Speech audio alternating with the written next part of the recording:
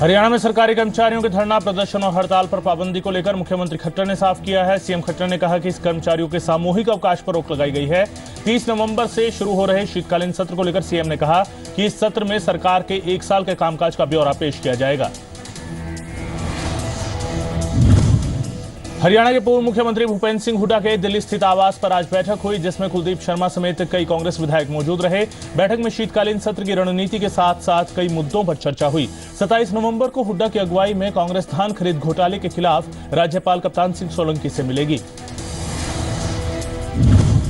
पूर्व मुख्यमंत्री हुड्डा ने केंद्रीय ग्रामीण विकास मंत्री चौधरी वीरेंद्र सिंह पर भी निशाना साधा। हुड्डा ने कहा कि वीरेंद्र सिंह बीजेपी में वही कर रहे हैं जो वो कांग्रेस में रहते हुए करते थे। इनेलो नेता और जेबीटी भर्ती घोटाले में सजायाफ्ता अजय चौटाला की पैरोल मामले में दिल्ली सरकार ने दिल्ली हाईकोर्ट में जवाब दाखिल कर दिया है। दिल्ली सरकार की ओर से कहा गया है कि सरकार ओपी चौटाला और अजय चौटाला की पैरोल अर्जी पहले ही खारिज कर चुकी है। कोर्ट ने अजय चौटाला को दोबारा पैरोल की अर्जी दाखिल करने के आदेश दिए हैं। बिजली की बढ़ी दरों को वापस लेने की मांग को लेकर इंडियन नेशनल लोकदल का धरना आज दूसरे दिन भी जारी रहा।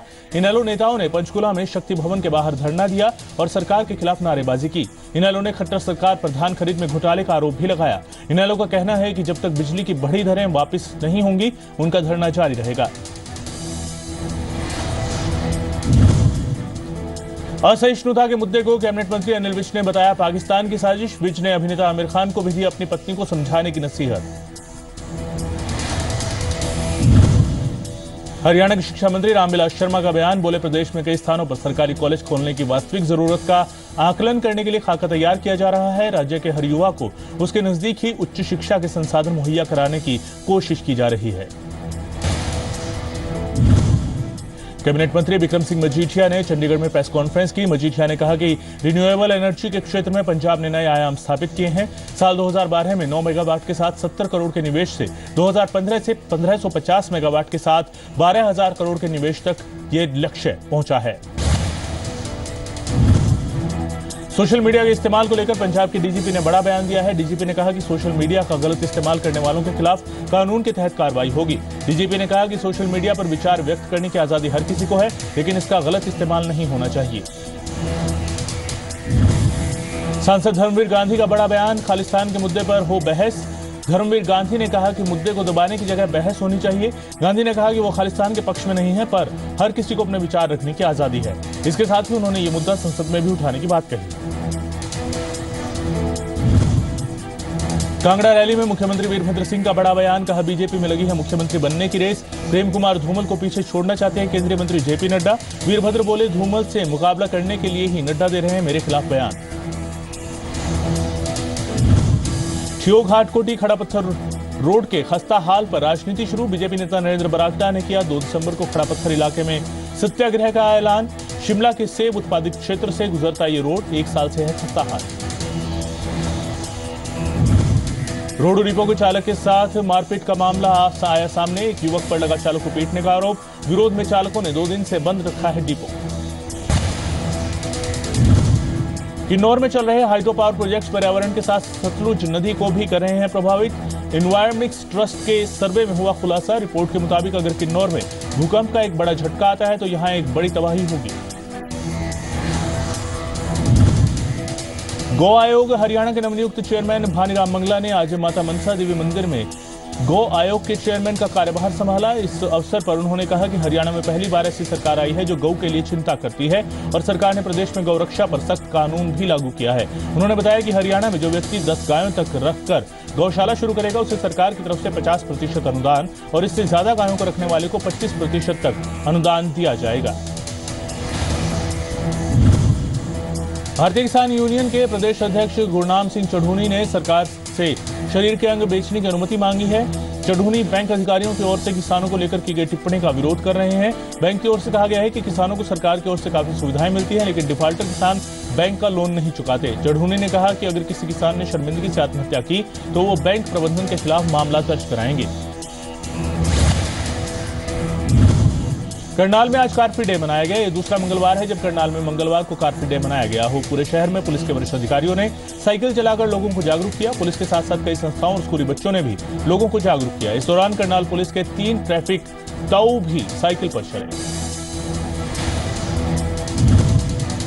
फरीदाबाद के नेहरू ग्राउंड इलाके में दिन दहाड़े कंप्यूटर सर्विस सेंटर में लाखों की चोरी हुई है। खास बात यह है कि इस चोरी को लड़कियों ने अंजाम दिया है। लड़कियों की ये चोरी की तस्वीरें सीसीटीवी में कैद हो गई हैं। जिस कंप्यूटर सर्विस सेंटर में चोरी हुई वहां से थाना सिर्फ 500 मीटर की ही दूरी पर बताया जा रहा है।